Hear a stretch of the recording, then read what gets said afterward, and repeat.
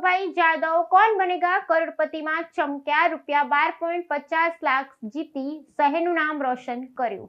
જામનગરના વતની અને બેંક કર્મચારી દીપકભાઈ જાદવે લોકપ્રિય ટેલિવિઝન કાર્યક્રમ કોણ બનેગા કરોડપતિમાં ઉત્કૃષ્ટ પ્રદર્શન કરી અને સમગ્ર ગુજરાતનું ગૌરવ વધાર્યું છે। પોતાના જ્ઞાન અને સૂઝબૂછથી તેમણે મહાનાયક અમિતાભ બચ્ચન દ્વારા સંચાલિત આ સ્પર્ધામાં ₹12.50 લાખની ધનરાશિ જીતી છે।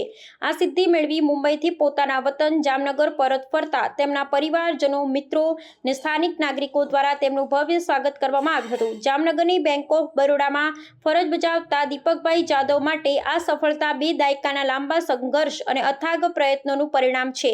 તેમણે જણાવ્યું હતું કે છેલ્લા 20 વર્ષથી તેઓ આ કાર્યક્રમમાં ભાગ લેવા માટે સતત પ્રયાસ કરી રહ્યા હતા। અનેક નિષ્ફળતાઓ અને પડકારોનો સામનો કર્યા છતાં તેમણે હિંમત હાર્યા વિના પોતાની મહેનત ચાલુ રાખી હતી।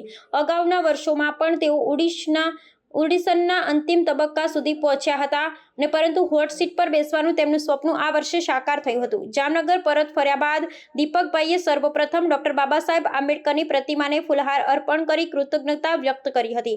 તેમના વિજયથી સમગ્ર જામનગરમાં ખુશીનો માહોલ છવાયો હતો। દીપકભાઈ યુવાનોને પ્રેરણા આપતા કહ્યું કે પ્રયત્ન વગર પરિણામ શક્ય નથી અને સતત મહેનત કરવાથી સફળતા અવશ્ય મળે છે। તેમની આ સફર અનેક લોકો માટે પ્રેરણારૂપ બની છે।